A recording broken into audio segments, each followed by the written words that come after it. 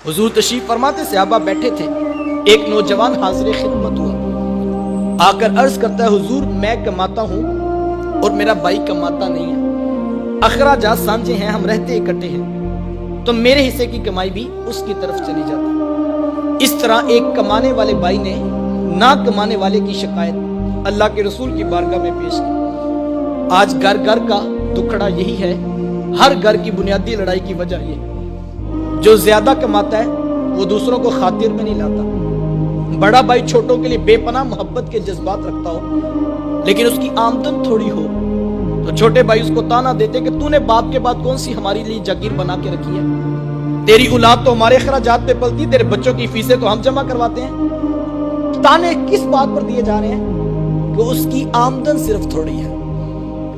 लेकिन मेरे हुजूर कितना खूबसूरत दीन लेकर तशरीफ फरमा हुए, और मैं ये समझता हूँ इस एक बात को अगर दिल में जगह दे ली जाए तो छोटी छोटी बातों पर यूं घर टूटने की तरफ कभी भी ना आए। अर्ज की हुजूर मैं कमाता हूँ, मेरा भाई कमाता नहीं है, रहते इकट्ठे हैं, अखराजात सांझे हैं, तो मेरे हिस्से की कमाई भी उसकी तरफ चली जाती है। मेरे हुजूर बेसाख्ता इरशाद फरमाया, हुजूर फरमाया हो सकता है अल्लाह तुझे रिज़्क तेरे उस भाई की वजह से दे रहा हो जो कमाता नहीं है। ये कितनी बड़ी बात है, ये तो करम हो गया कि तेरा हाथ देने वाला बना दिया, लेने वाला नहीं बनाया। अगर तेरा हाथ लेने वाला बना देते तो तू क्या कर सकता था? तू भी तो उसी माँ की आगोश से पला, तू भी तो उसी बाप की औलाद है। तेरी रगों में कोई अलग से खून तो नहीं दौड़ता, तेरे दिमाग में कोई अलग से सोते तो नहीं फूटते। तुझे अपनी डिग्रियों पे नाज है, तेरे से बड़ी बड़ी डिग्रियों वाले लोगों के आगे खाक छानते फिरते हैं। सारी बरादरी पूरा खानदान नीचे रह गया, चचा ताए नीचे रह गए, 30-30 साल से कारोबार करने वाले। तेरा सितारा ओजे सुरैया की बुलंदियों को छूने लगा।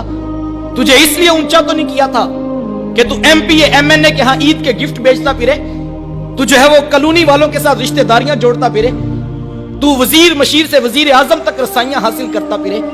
तुझे ऊंचा इसलिए किया था तू पलट के फिर नीचे देखता, और जो नीचे रह गए थे उनको खड़ा करने का मिजाज पैदा करता। वो किसी दानिश्वर ने किसी करोड़पति से पूछा था कि जनाब आप करोड़पति कैसे बन गए? तो उसने बेसाख्ता कहा मैंने अपने नीचे वालों को लाखपति बना दिया, कुदरत ने मुझे करोड़पति बना दिया। जो नीचे मोहब्बतें बांटता है अल्लाह उसको ऊपर से रिज़्क की फरावानी अता करता है। हम समझते हैं कि अमीर के साथ ताल्लुक बनेगा तो फिर हम ऊपर जाएंगे। नहीं साहिब, अगर गरीब भाई की कदर करने का मिजाज बना लो तो ये इतना खूबसूरत वजीफा है कि ये रिज़्क में बरकत का समा करता है। हुजूर अलैहिस्सलाम से सहाबा ने एक दिन पूछा कि हुजूर रिज़्क में बरकत का वजीफा तो बताइए। तो हुजूर फरमाया कि तुम्हें रिज़्क में और उम्र में बरकत का वजीफा ना बता दूं? अर्ज की हुजूर आप इरशाद फरमाए टूटे रिश्तों को जोड़ा करो, अल्लाह रिज़्क में भी बरकत देगा, अल्लाह उम्र में भी बरकत देगा। ये बरकत का वजीफा था, लेकिन आज हम इससे कोसों जो है वो दूर चले गए। हर चीज का हिसाब 2 + 2 4 नहीं होता है। साहिब कुछ अखलाकियात भी माशरे के अंदर इस वक्त जो है फैलाने की जरूरत है। और मैं ये कहता हूं अगर इस्लाम की तालीमात को बगौर देखें तो इस्लाम का कैसा खूबसूरत हुस्न है। ये रिवायत आपने उलमा से सुनी है कि जो शख्स 40 कदम किसी मैयत को कंधा दे, किसी जनाजे के साथ चले, तो कंधे के जुदा होने से पहले पहले उसके सगीरा गुनाहों को बख्श दिया जाता है। यार किसके गुनाह बख्शे जा रहे हैं? जो एक मुर्दा के साथ, जिंदा के साथ ही मुर्दा का सहारा बन के खड़ा हो। कितनी देर के लिए? 40 कदम। कितना टाइम लग जाएगा? 10 मिनट लग जाएंगे। यार जो 10 मिनट किसी मुर्दा का सहारा बने, इस्लाम उसके गुनाह माफ कर देता है। जो सक्के भाई जिंदा का सहारा बन के खड़ा हो जाए, इस्लाम उसको क्या कुछ नहीं अता करेगा।